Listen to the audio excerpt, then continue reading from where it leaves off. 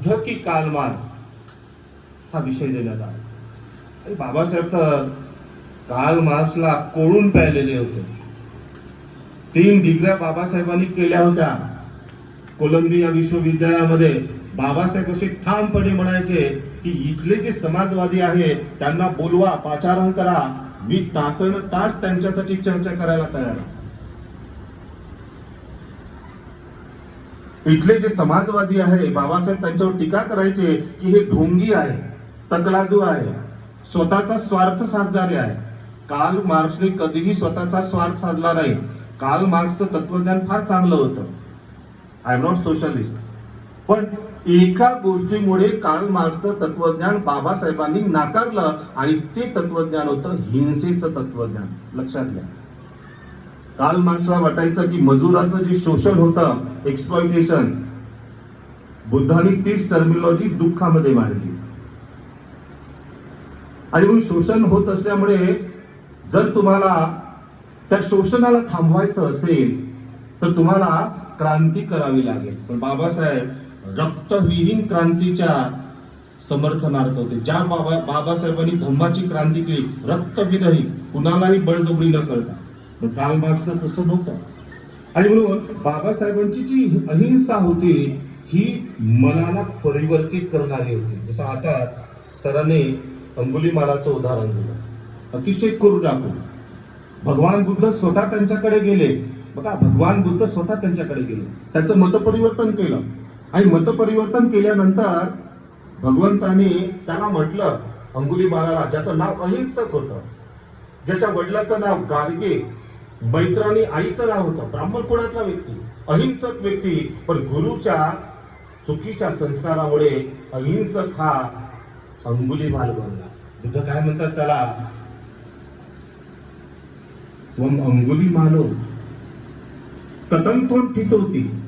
अंगुलीमाल सूत्रामध्ये आलेला, अहम ठितोती कथम त्वम ठितोती. अरे मी थांबलेलो आहे, तू कधी थांबशील.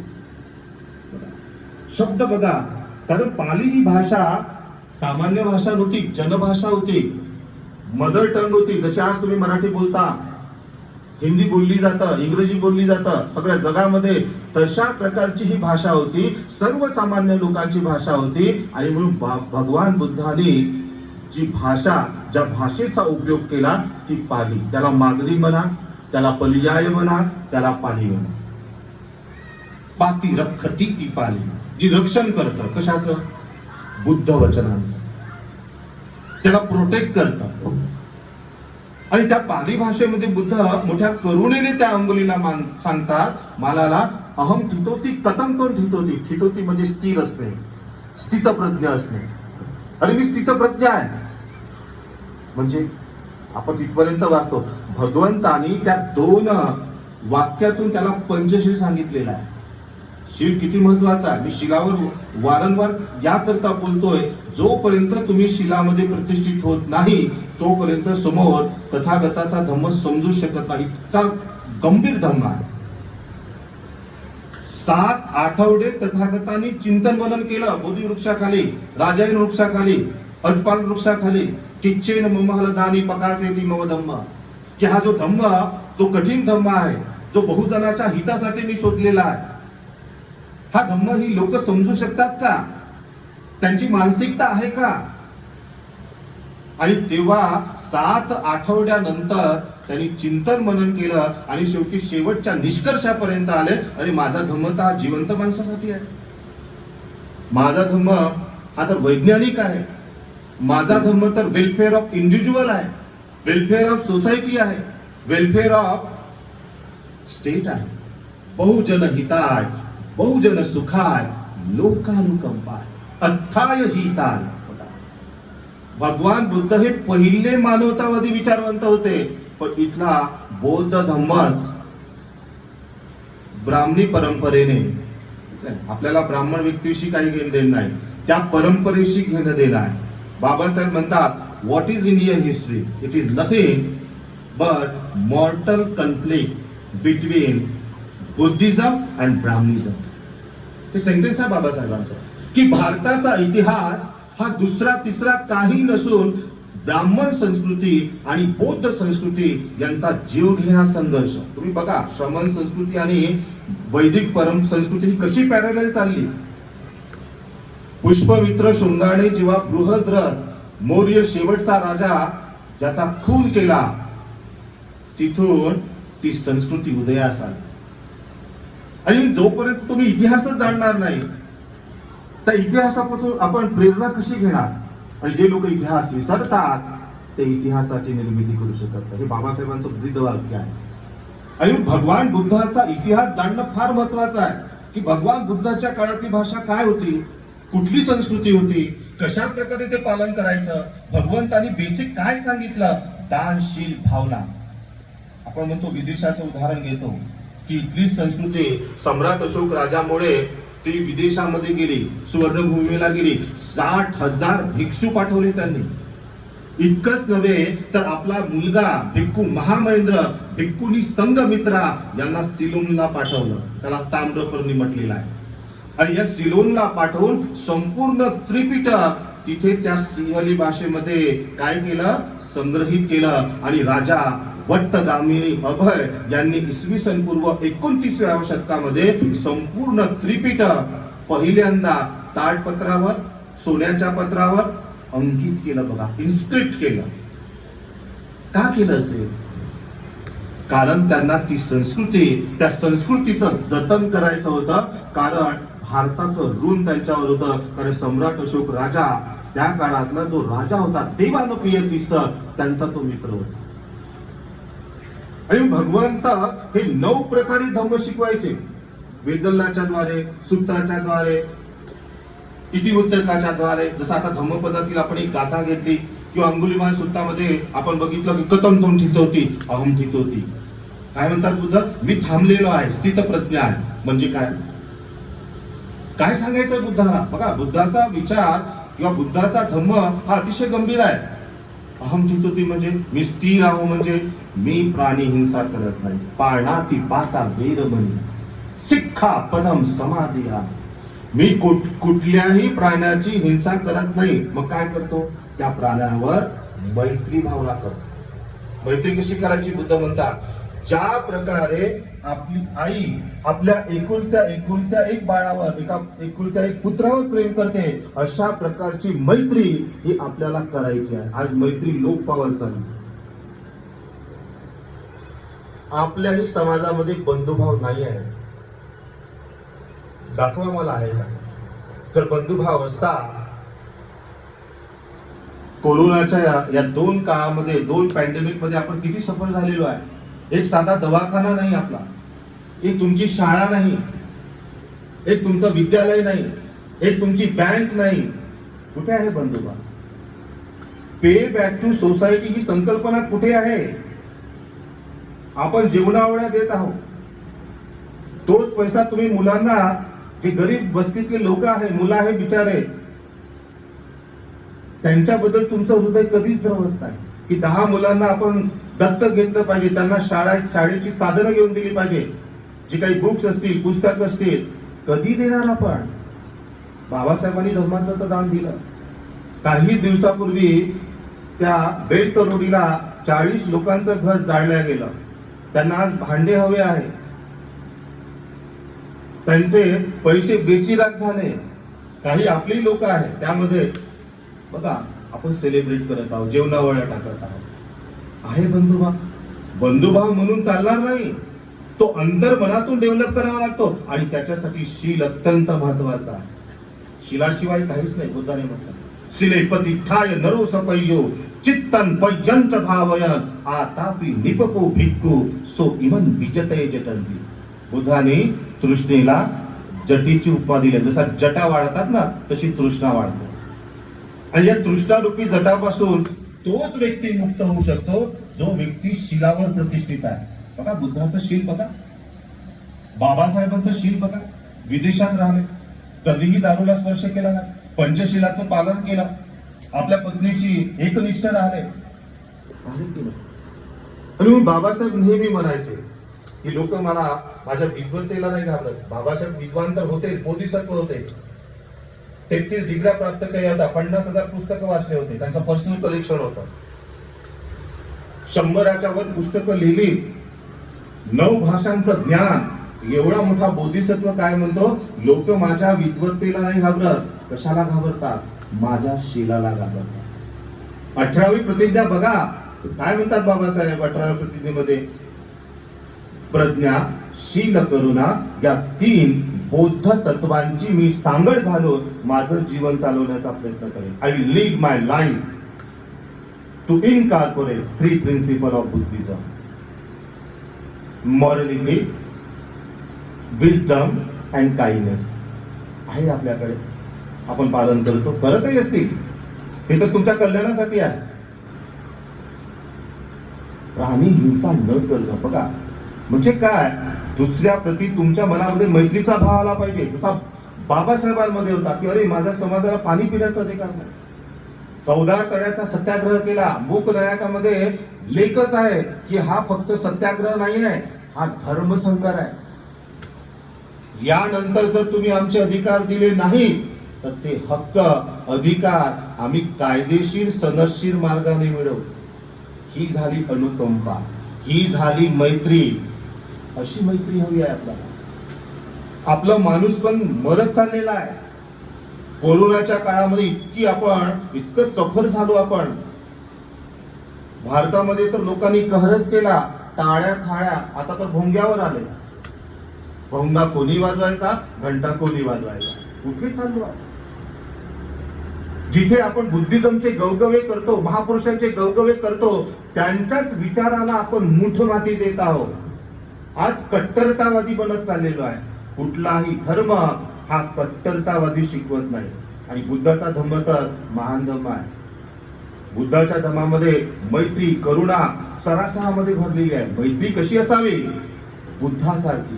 ज्या भगवंताने अंगुली मालाचं मत परिवर्तन केलं. अरे मी थांबलेलो आहे, मी प्राणी हिंसा करत नाही, मग तू पण करू नकोस, मैत्री कर. हे 999 लोकांना तू ठार मारलेला आहे. जो निसर्ग त्यांना जन्म देतो, त्यांना अन्न देतो, पाणी देतो, राहण्याची व्यवस्था करतो, जो जीवन देतो तो जीवन घेत नाही, तुला अधिकार कोणी दिला? ही बुद्धाची शैली होती. प्रतिप्रश्न, डिबेट, कॉन्व्हर्सेशन, आणि त्या माध्यमातून त्या अंगुलीमालाचं परिवर्तन केलं की बाबा तू हिंसा करू नको. म्हणजे काय कर? अरे मैत्री कर. अहम भवेरो होमी, अव्यापजा होमी, अणिगा होमी, सुखी ताण परिहरंतु दुःखमय जंतु यथा लद. या जगामध्ये जे जे प्राणी आहे, सूक्ष्म मोठे लहान, त्या सर्वांप्रती मैत्री कर. मैत्री कशी? जशी आई एकुलत्या एक बाळाला प्रेम देते, त्याच्यावर जीव लावते, त्याला ममत्व देते, अशा प्रकारची मैत्री ही बुद्धाला अपेक्षित आहे. अशा प्रकारची मैत्री ही बाबासाहेबांना अपेक्षित होती. म्हणून बाबासाहेबांनी ती concept pay back to society, ज्या समाजातून तुम्ही आलेला आहात, ज्या प्रकारे गडचिरोली सारख्या म्हणजे त्या मागासलेल्या प्रदेशामध्ये काम करतात, सॅल्यूट आहे त्यांच्या कामाला. एक तरी तुमच्यामध्ये रिटायरमेंट मनुष्य जाईल का तिकडे? नाही जाणार. मी माझं हीच तृष्णा आहे. माझं कुठे सुटत आहे? आपलं, माझी गाडी, माझी मुलगी. ओके. बाबासाहेब म्हणायचे की एका पिढीला समोर जाण्यासाठी दुसऱ्या पिढीने त्याग करणं अत्यंत महत्वाचं आहे. बाबासाहेबांनी तुमच्या आमच्यासाठी त्याग केला नसता, 18 21 तास अभ्यास केला नसता, तर कुठेही सोन्याचे दिवस आले असते. ही आहे मैत्री, ही आहे कंपॅशन. आणि म्हणून बुद्धांनी जेव्हा त्याचं मत परिवर्तन केलं, बुद्धांनी त्याला पंचशील सांगितलं. पंचशीलाचंच पालन करा. नाही जायचं आपल्याला 4 आणे सत्याकडे. ते जेव्हा प्राप्त होतील तेव्हा होतील, पण शील कुठे आहे आपल्यामध्ये? आहे शील. इथे आपण आता बोलतो पंचशील घेतो. बिहारामध्ये, बिहार हे सांस्कृतिक केंद्र व्हायला हवं होतं, असायला पाहिजे होतं. त्या विहारामध्ये बंद आहेत सगळे विहार. त्या विहारामध्ये झगडे आहेत, त्या विहारामध्ये वादविवाद आहेत. फक्त आपल्या समित्या हे फक्त 6 डिसेंबर, 14 एप्रिल, बुद्ध जयंती व संपलं. आणि एखादी महापुरुषाचा दिवस आला तेव्हा. धम्म हा 365 दिवस तुमच्या आचरणामध्ये असला पाहिजे. धारण करे सो धम्म. धारणच नाही केला ना, ज्या प्रकारे बाबासाहेबांनी धारण केला होता. बाबासाहेब अष्ट उपसताचं पालन करायचे. दररोज बाबासाहेब विहारात जायचे. शेवटचं भाषण आहे बाबासाहेबांचं. की प्रत्येक बौद्ध उपासकाचं आद्य कर्तव्य आहे की त्यांनी नजीकच्या विहारात गेलं पाहिजे. किती लोक जातात? किती मुलांवर तुम्ही संस्कार टाकता? किती लोकांनी आपल्या मुलांची दीक्षा घेतलेली आहे? 10 वर्षाचे झाले, तसं तर 6 वर्षाचे झाल्यावरच दीक्षा घ्यायला पाहिजे. मग तुमची मुलं भरकटणार ना. कधी त्या ताजुद्दीन बाबाकडे जाते, कधी त्या साई मंदिरात जाते, कधी त्या गणपतीच्या मंदिरात जाते, नाहीच तर मग त्या विठ्ठू बाबाकडे जाते. आपल्या घरामध्ये विठ्ठू बाबा अजून सुटलेला नाही. इकडे बुद्ध, इकडे बाबासाहेब आणि इथे नाग आहे की नाही? आणि आपण काय म्हणतो, मी बौद्ध आहोत. बौद्ध म्हणजे काय? बुद्धिवादी, ज्याची सस्तक विवेक बुद्धी शाबूत आहे, ज्याने आपल्या ज्ञानाला विकसित केलेला आहे, जो प्रज्ञावान आहे, प्रज्ञाशील करुणा सांगत घातली आपण. जोपर्यंत आपण 22 प्रतिज्ञा त्याचं तंतोतंत पालन हे आपल्यासाठी आहे, इतर लोकांसाठी नाही. सोडून द्या, त्याचा विचारच करायचा नाही. ते आहेत त्यांची संस्कृती, they have their own culture. आपलं कल्चर कुठं आहे तुमच्यामध्ये?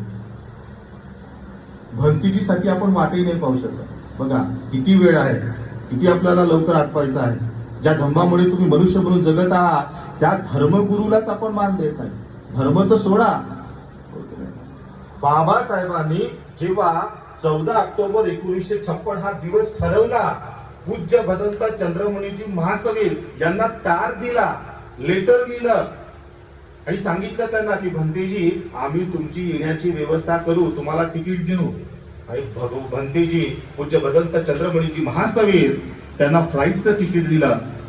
एवढेच नव्हे तर बाबासाहेबांनी त्यांना, ते जेव्हा आले त्यांना श्याम हॉटेलमध्ये थांबवलं, एक वेगळी खोली, रितसर. बघा, तर बाबासाहेबांना धर्म परिवर्तन करायचं होतं, धर्म परिवर्तन करायचं नव्हतं. ती संस्कृती रुजवायची होती. जो बुद्ध डेट झालेला होता त्याला जिवंत करायचं होतं. आणि नंतर बाबासाहेबांनी स्वतःच दीक्षा घेतली असती. कशाला संघाला बोलवलं? कशाला भिक्खू संघाच्या माध्यमातून श्याम हॉटेलमध्ये परितदेशना घेतली? 13 तारखेला संध्याकाळी 5 ते 8 तिथे सुद्धा परित पाठ घेतला बाबासाहेबांनी, कारण त्यांना विकसित करायचं. बाबासाहेब हे प्रत्येक गोष्टीमध्ये प्रॉम्प्ट होते.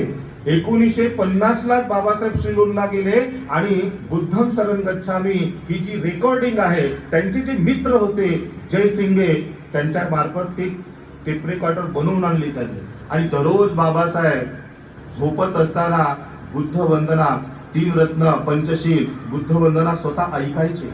बघा किती डिसिप्लिन बाबासाहेबांच्या जीवनामध्ये, किती मैत्री, किती करुणा, किती ती श्रद्धा.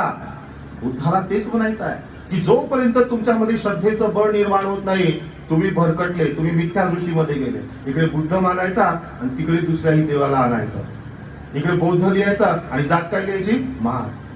तसंच आलेलं. दोन्ही तबल्यावर हात ठेवून चालणार नाही. कधीपर्यंत तुम्ही आरक्षणाच्या कुपड्या घ्याल?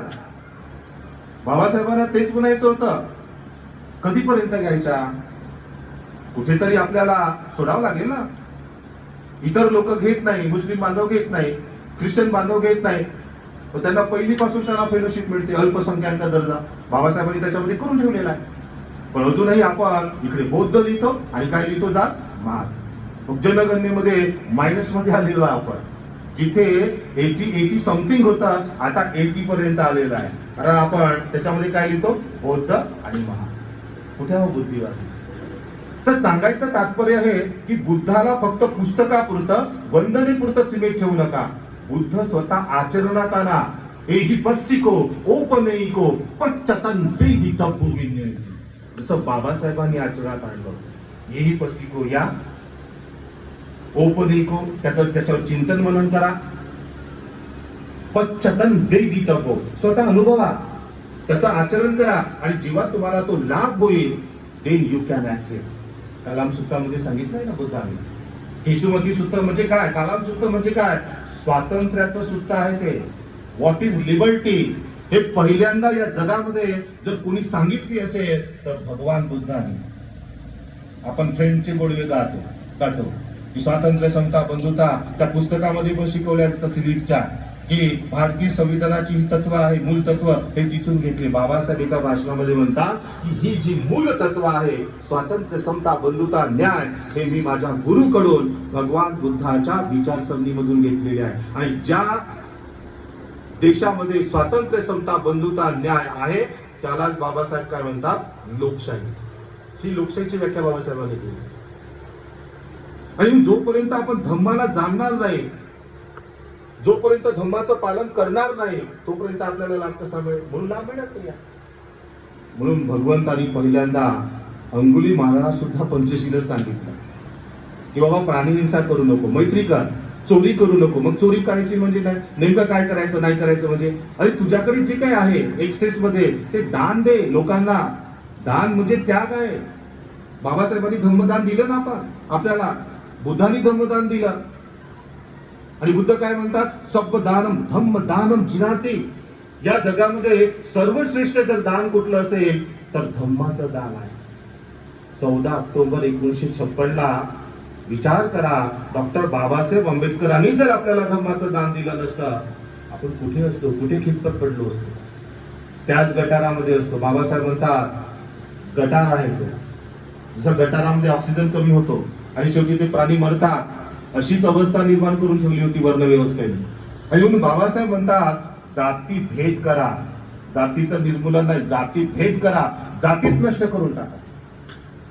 आणि जाती तोच धम्म नष्ट करू शकतो ज्या धम्मामध्ये जातीच नाही. आणि तो धम्म म्हणजे भगवान बुद्धाचा सत्य, की ज्या धर्मामध्ये भगवान बुद्ध म्हणतात की माझा धर्म हा महासागरासारखा आहे. जसं एखादं महासागर असते, हिंदू महासागर असेल, अरबी समुद्र असेल, त्याला इंडियन ओशन म्हणतात, पण ते लोक ते शब्द लावतात, त्यांना तेच करायचं. किंवा बंगालचा उपसागर असेल, जसं बंगालच्या उपसागरामध्ये ब्रह्मपुत्रा, गंगा, वेगवेगळ्या नदी, सतलज नदी असेल, रावी असेल, बियास असेल, हे सगळं पाणी जातं महासागरामध्ये. आणि महासागरामध्ये गेल्यानंतर त्या पाण्याचं तुम्हाला विश्लेषण करताच येत नाही. पाणी ते पाणी, की बाबा हे गंगेचं आहे, हे ब्रह्मपुत्रेचं आहे, हे सतलजचं आहे, हे रावीचं आहे, हे बियासचं आहे. अशाच प्रकारे भगवान बुद्ध म्हणतात माझा धम्म हा महासागरासारखा आहे. या धम्मामध्ये कोणीही असू दे, सर्वांना समान संधी आहे, सर्वांना समान स्वातंत्र्य आहे. बुद्धांनी ते स्वातंत्र्य दिलं जगाला. मी म्हणतो म्हणून नाही, तुमच्या धर्मग्रंथामध्ये लिहिलेलं आहे म्हणून नाही. तुम्ही पहा, ऐका, प्रत्यक्ष अनुभूती घ्या, चिंतन मनन करा आणि त्याचा ऍक्सेप्ट करा, त्याला स्वीकारा. याला म्हणतात स्वातंत्र्य. स्वातंत्र्याची उद्गाता या जगामध्ये जर कोणी प्रथम असतील तर ते तथागत सम्यक संबुद्ध. आणि जोपर्यंत तुम्ही तुमच्याकडल्या वस्तू दानच देणार नाही, हो की नाही, तर लोकांना लाभ कसा होईल? आहे की नाही? म्हणून बघा किती विषमता वाढलेली आहे. आणि मग बुद्ध म्हणतात चोरी नाही करायची म्हणजे काय करायचं? आपल्याकडची वस्तू लोकांना दान द्या, त्याचा आशीर्वाद घ्या, त्याला मदत करा. ही आहे पे बॅक टू सोसायटी संकल्पना. त्यानंतर तिसरं शीख बुद्धांनी दिलं, अतिशय महत्वाचं आहे आधुनिक काळामध्ये, कामेषु मिच्छाचारा वेदने. मी व्यभिचार करणार नाही. स्वतःला तरुण असेल तर मी ब्रह्मचर्याचं पालन करेल, मी संयमित राहील. आणि जर पती पत्नी असतील तर एकमेकांशी लॉयल राहतील. कारण नातं हे विश्वासावर अवलंबून असतं. बुद्धांनी म्हटलं विश्वास परम याती. विश्वासासारखा जगामध्ये परम नातेवाईक नाही म्हटलं. एक उदाहरण आलेलं आहे साहित्यामध्ये. एका तरुणाला आपल्या परिवाराप्रती खूप विश्वास होता, खूप आदर होता. आणि एकदा भगवंत त्याची परीक्षा पाहणार, त्याला बोलवलं आणि म्हटलं की बाबा तू इतका आपल्या परिवाराबद्दल तुझं प्रेम आहे, असायलाच पाहिजे, पण किती विश्वास आहे तुझ्या आई वडिलांचा, तुझ्या भावांचा, तुझ्या पत्नीचा? तो म्हटला अफाट आहे, त्याची तुलनाच होऊ शकत नाही. ठीक आहे. भगवंत म्हणाले हे घे विषाची बाटली. ठीक आहे, ती फार पाण्याची बाटली होती. आणि ती बाटली घेऊन जा आणि घरी असं म्हण की बाबा जर तुमचं माझ्यावर खरंच प्रेम असेल तर ही विषाची बाटली तुम्ही ग्रहण करा. कोण करणार? कुणाला मरण हवं आहे? ओके नाही, मरण तर एकच असतं, ते सत्य आहे. आणि म्हणून तो आपल्या आईला म्हणतो की आई मला हे असं करायचं आहे, तुझं माझ्यावर खूप प्रेम आहे, आता तू मला दाखव, हे जे विष आहे हे ग्रहण कर. ती म्हणते नाही बाबा मी तर ग्रहण करत नाही, अजून मला काही जगायचं आहे, ओके नाही, हा दुसरा मुलगा आहे, तू गेला तर चालेल, तूच घे, मला हा दुसरा लहान मुलगा आहे त्याचे नातू नातू पाहिजे आहे. आईचं प्रेम, विश्वास फार महत्वाचा आहे. त्यानंतर तो आपल्या भावाला म्हणतो, आपल्या बहिणीला म्हणतो, ती सेम उत्तर देते. शेवटी पत्नी, जी पत्नी पत्नी करतो ती पत्नी म्हणतो ठीक आहे मी असंच जगून घे, मला नाही ग्रहण करायचं हे विष वगैरे, पाच बसा. त्याचा भ्रमाचा भोपळा फुटतो आणि शेवटी तो येतो. बुद्धाने तेच म्हटलं, अक्कोची मम. आपण विचार करतो ना, अरे हे माझं, हे अमक अमक, हे माझा मृत्यू जेव्हा येतो, कोण येतं आपल्यासोबत? कोणीच येत नाही. चला चला आता याला उचला, ओके. आता या शरीरामध्ये बॅक्टेरिया निघते, रॅप करा. कोरोनामध्ये तसंच झालं, बोलवा गाडी आणि 2 तासात तुमची विल्हेवाट लावून टाकतात. बुद्धाने तेच सांगितलेलं आहे की आपण जे सांगतो ना की हे माझं, हे माझं, या आसक्तीमधून बाहेर या. आणि शेवटी तो येतो आणि तो म्हणतो भलते आपलं खरं आहे. आणि म्हणून बुद्ध म्हणतात की या जगामध्ये विश्वास अतिशय महत्वाचा आहे. आज नाते का तुटत आहे आपल्या फॅमिलीमध्ये? तुम्ही भरोसा सेलमध्ये जा, मी नेहमी जातो तिकडनं.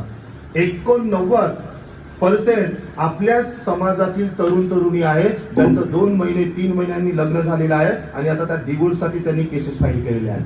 का? कारण विचारा त्यांना, व्हॉट्सअप, फेसबुक. हे कधी शिकवणार? जोपर्यंत शील, सदाचार, नीतिमत्ता तुम्ही पालन करणार नाही, तुमची मुलं काय करणार? कारण प्रत्येक परिवारामध्ये आई वडील हे त्या मुलाचे, त्या मुलीचे आदर्श असतात. कारण तो संघर्ष बघत असतो ना. विचारा एखाद्या मुलाला, काय बाबा तुझा कोण आदर्श?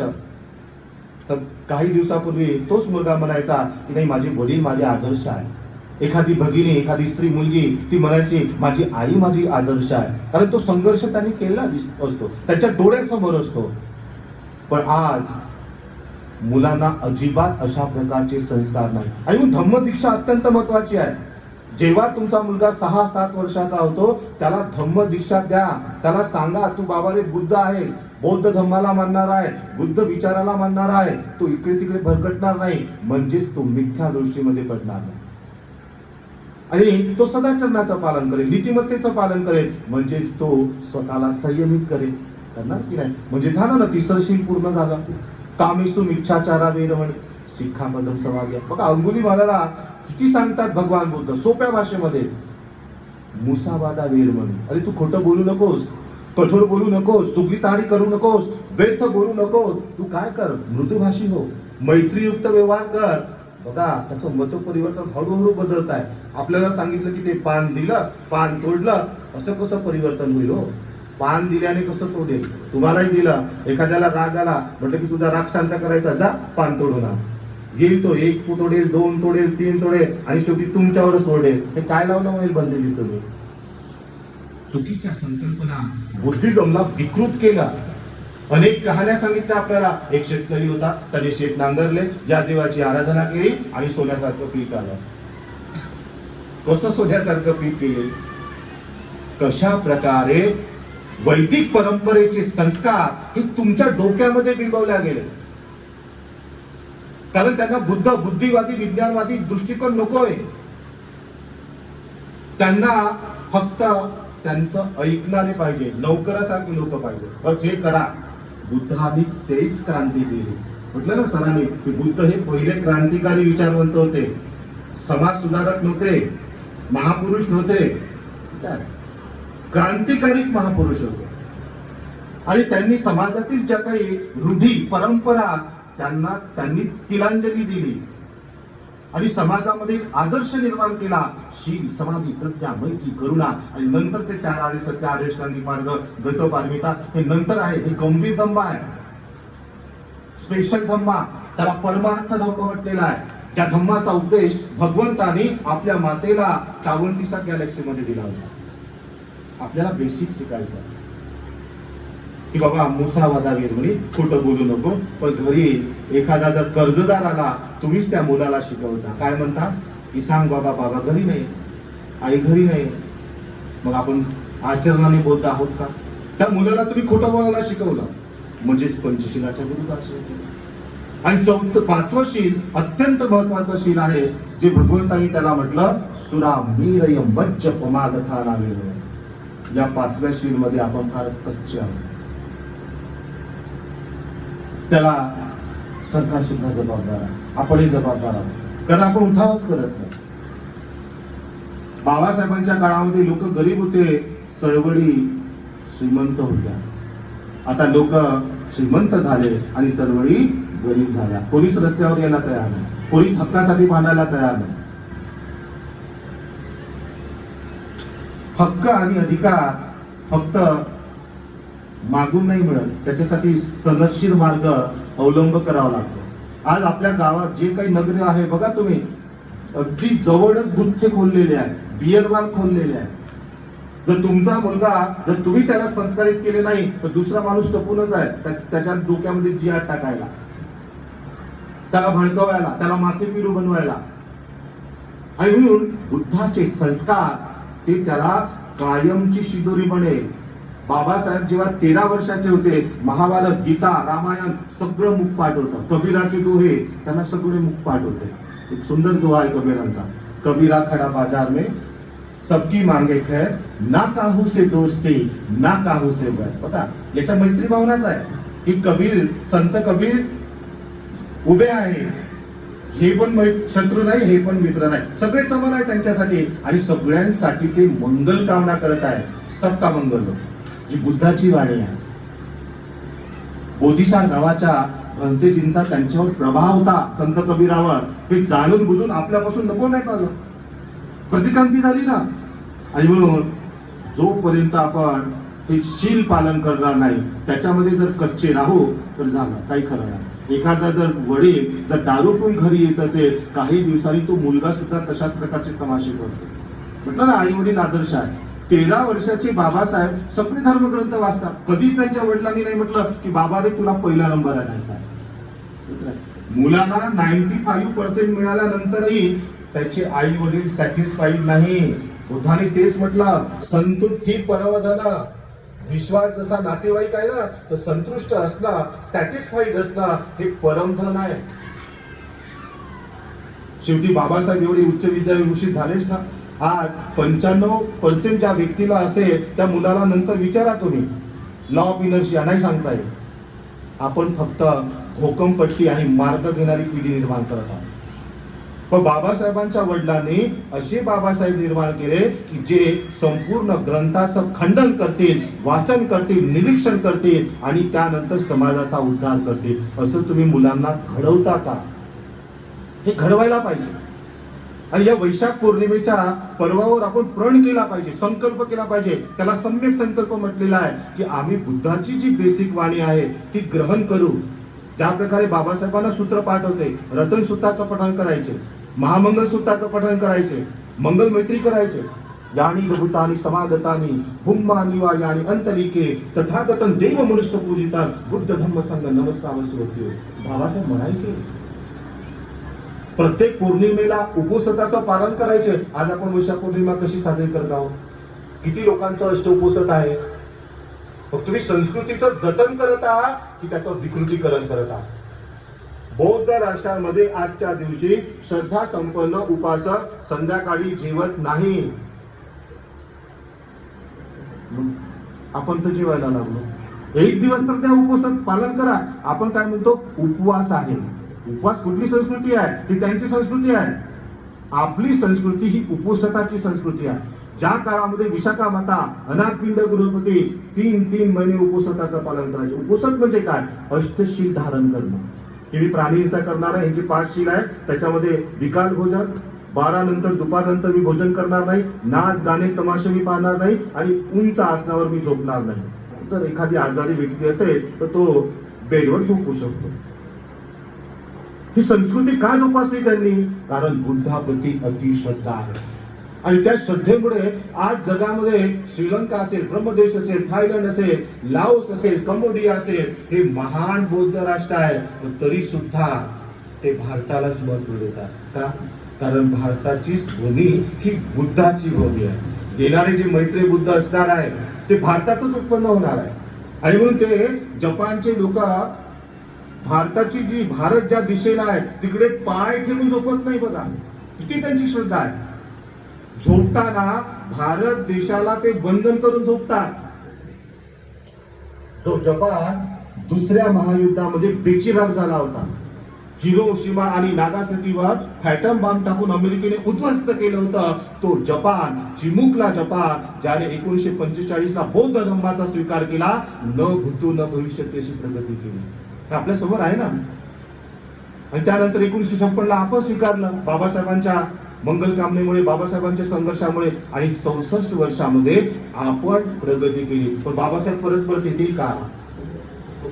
कुठल्याही महापुरुषांचे विचार, एखाद्या महापुरुषाला जिवंत ठेवायचं असेल तर त्याचे अनुयायी पाहिजे. बाबासाहेब म्हणतात, रांडे गांधीजींना हे पुस्तक वाचा. जर अनुयायी जर धम्माचं योग्य प्रकारे पालन करत नसतील तर तो धम्म ऱ्हास पावे, तो महापुरुष ऱ्हास पावे, ते विचार ऱ्हास पावे. जोसेफ मॅझिनीचं मत बाबासाहेबांनी खोडून काढलं. किती मोठा महान विचारवंत होता जोसेफ मॅझिनी. बंड केलं होतं त्यांनी युरोपियन देशामध्ये. त्या जोसेफ मॅझिनीच्या मताला खोडून काढताना बाबासाहेब म्हणतात की जर त्या महापुरुषांचे विचार धारण करणारे लोक असतील, आचरण करणारे लोक असतील, तर ती चळवळ आणि तो महापुरुष जिवंत राहतो. आपल्या समोर 3 ज्या संघटना बाबासाहेबांनी दिल्या त्याचं ज्वलंत उदाहरण आहे. मग रिपब्लिकन पक्ष असो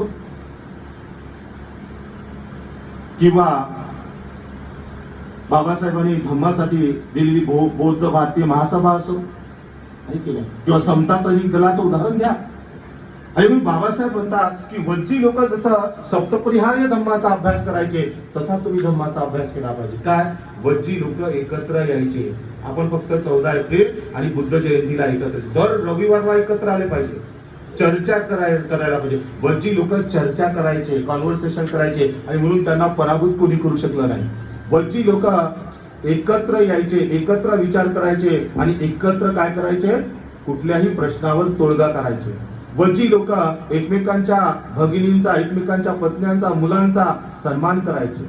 वज्जी लोक आपल्या आईवडिलांचा सन्मान करायचे. हेच बुद्धांनी सांगितलं आहे. वज्जी लोक आपल्या गुरूंचा सन्मान करायचे, जे काही भिक्षू असायचे. आणि वज्जी लोक त्यांच्या राज्यामध्ये जे बांधलेले स्तूप होते, चैत्य होते, त्याला प्रोटेक्ट करून तिथे वंदना घ्यायचे. या 7 परिहार्य धर्माचा अभ्यास आधुनिक काळामध्ये एक संघटना करत आहे, आणि ज्या संघटनेचं आज भारतावर राज्य आहे. ते बरोबर करत आहे. आणि आपण बोलतो आहोत कंगाल, आपण फक्त नावाचे बुद्ध म्हटलेलं आहे. आणि मग जोपर्यंत बुद्धाचे विचार हे तुमच्यामध्ये आचरणात येणार नाही, शील, समाधी, प्रज्ञा, या 3 जरी गोष्टी तुम्ही आचरणात आणल्या तर तुमच्या जीवनाचं, माझ्या जीवनाचं कल्याण आपणच करू शकतो. बुद्धाने म्हटलं अत्त दीप भव.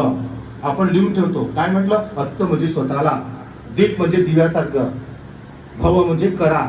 स्वतःला दिव्यासारखं, त्या मेणबत्तीसारखं प्रकाशित करा, की जी मेणबत्ती स्वतः जळते, अंधकाराला दूर करते आणि प्रकाश वाढवते, इतरांना प्रकाश देते. अशाच प्रकारे आपण सुद्धा अंधकारातून, ईश्वरवादातून, दैववादातून, कर्मकांडातून मुक्त होऊन स्वतःला स्वयंप्रकाशित केलं पाहिजे, ज्या प्रकारे बाबासाहेबांनी केलं होतं. तर अशा प्रकारे या वैशाख पौर्णिमेच्या या मंगल पर्वावर एवढंच सांगू इच्छितो की बुद्धाचे विचार असो, बाबासाहेबांचे विचार हे सोप्या भाषेमध्ये समजून घ्या. एखादी तज्ञ व्यक्ती असेल त्याला बोलवा, वंदना कशी म्हणायची. ठीक आहे. मुलांचे संस्कारित शिबिर घ्या, ते आहे तुम्हाला शेर. इथे दररोज एखाद्या व्यक्तीने येऊन मुलांना पंचशील शिकवा, वंदना शिकवा, बाबासाहेबांचे बुद्धाचे विचार त्यांना द्या.